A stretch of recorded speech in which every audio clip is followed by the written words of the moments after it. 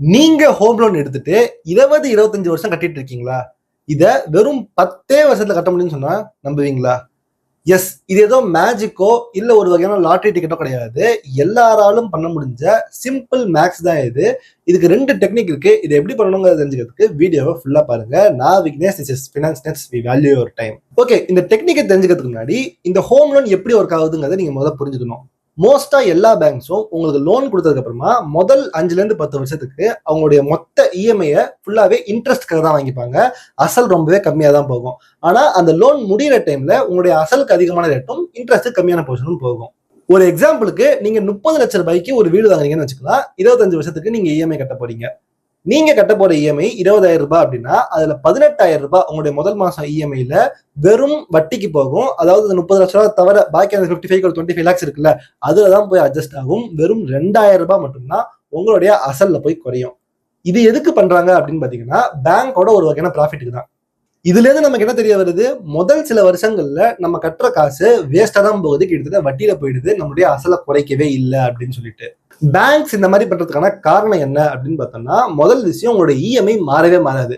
மோஸ்டா மக்கள் வீடு வாங்கும்போது என்ன நினைப்பாங்க, நம்ம இப்ப வாடகையை வேஸ்டா கொடுத்துட்டு இருக்கோம், அதுக்கு பதிலா அதை நம்ம இஎம்ஐயா கட்டணும்னா ஒரு லெவலில் நமக்கு வீடு சொந்தமாயிடும் அப்படின்ட்டு.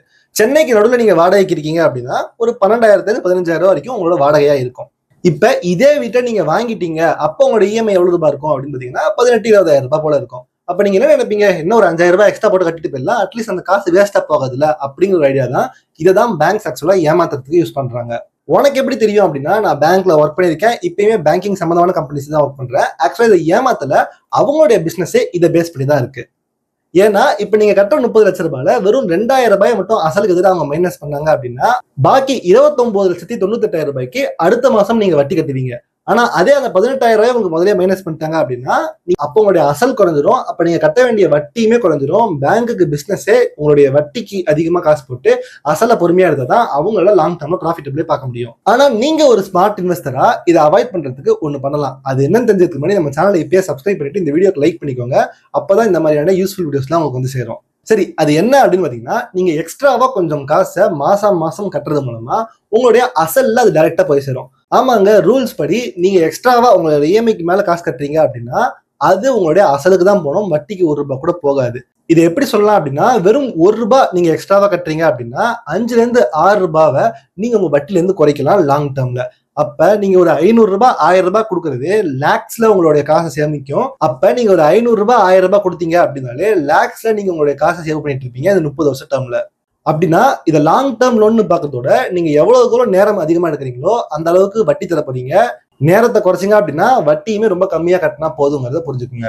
சரி, இப்ப 2 ஸ்ட்ராட்டஜி சொன்னல, அதுல முதல் ஸ்ட்ராட்டஜி என்ன அப்படின்னு பாத்தீங்கன்னா ரவுண்ட் ஆஃப் மெத்தட்னு சொல்லுவாங்க. இது ரொம்பவே சிம்பிள் தான்.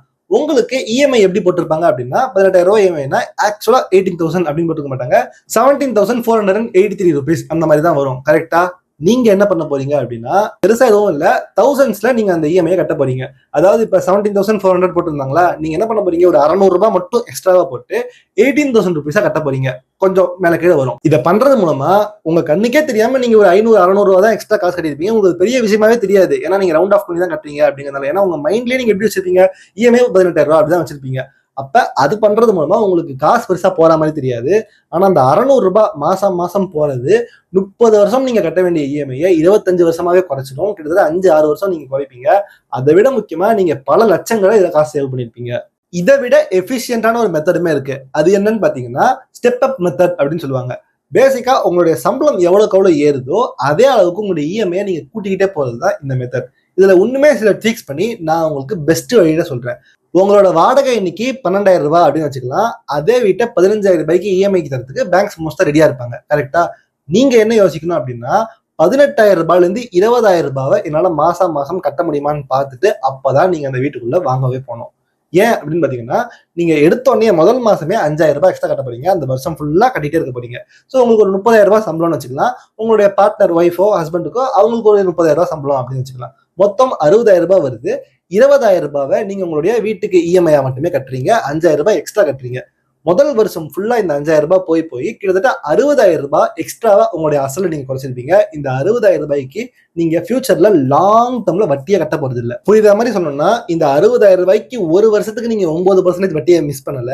30 வருஷம் 9% கட்டினா எவ்வளவு காசு வருமோ அதை நீங்க குறைக்க போறீங்க.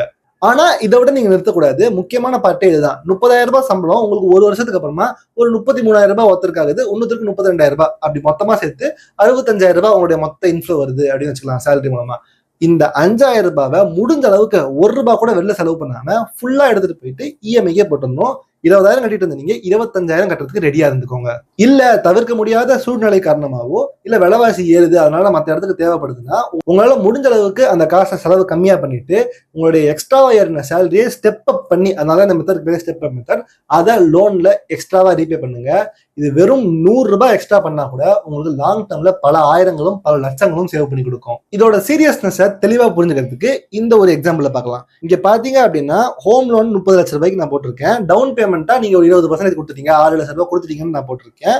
அப்ப 24 லட்சம் ரூபாய் தான் நீங்க ஆக்சுவலா வாங்கக்கூடிய லோனு. இதுக்கு 9% வட்டியும் 30 வருஷத்துக்கு நீங்க இந்த லோனை கட்ட போறீங்க அப்படின்னு எடுத்துக்கலாம். மற்றபடிக்கு இங்க legal fees, one time expenses, home insurance, maintenance இது எதுவுமே நான் போடல. ஆக்சுவலா நீங்க போடணும். நான் இந்த கால்குலேஷன் ஈஸியா இருக்கணுங்கிறதுக்காக ஃப்ரீயா வச்சிருக்கேன். இதெல்லாம் போட்டதுக்கு அப்புறமா ஒண்ணுமே கொஞ்சம் சேஞ்சஸ் இருக்கதான் செய்யும். இப்ப நம்ம 24 லட்சம் ரூபாய் வாங்கின கடனுக்கு மொத்தமா 45 லட்சம் ரூபாய் இன்ட்ரெஸ்டா மட்டுமே கட்டுறோம். எவ்வளவு அதிகம்னு பாத்துக்கோங்க. அந்த 30 வருஷத்துல டோட்டலா 30 வருஷம் எண்ட்ல 75 லட்சம் ரூபாய் நீங்க அந்த வீட்டுக்கு கட்டிருப்பீங்க. அதாவது உங்க லோன் அமௌண்ட்டை விட கிட்டத்தட்ட ட்ரிபிள் மடங்கு நீங்க காசு கட்டிருக்கீங்க. அந்த வீட்டு விலையை விட டபுளை விட அதிகமான காசை நீங்க இந்த வட்டினாலேயே கட்டுறீங்க. ஆனா இங்க ஒரு சின்ன பேமெண்ட் நம்ம எக்ஸ்ட்ராவா பண்றோம் அப்படின்னா மாசத்துக்கு நான் ஸ்டார்டிங்ல சொன்னால வரும் ஒரு 500 ரூபாய் எக்ஸ்ட்ரா போடுங்கன்ட்டு. அந்த 500 ரூபாய் எக்ஸ்ட்ராவா நம்ம 600 ரூபாய் ஆக்சுவலா நம்ம அந்த 600 ரூபாய் எக்ஸ்ட்ராவா போட்டுட்டு இப்ப இந்த கால்குலேஷனை பார்த்தோம் அப்படின்னா 68 லட்சம் ரூபாய் குறையுது. எஸ், 75ல இருந்து 68 6-7 லட்சம் ரூபாய்க்கு மேல உங்களுக்கு கணிசமான லெவல்ல குறைஞ்சிருக்கு வெறும் 500 ரூபாயை பேமெண்ட் பண்ணதுனால. இப்ப இதே நான் சொன்ன மாதிரி அந்த 5,000 ரூபாய் நீங்க எக்ஸ்ட்ராவா பண்ணிட்டீங்கன்னு வச்சுக்கோங்க.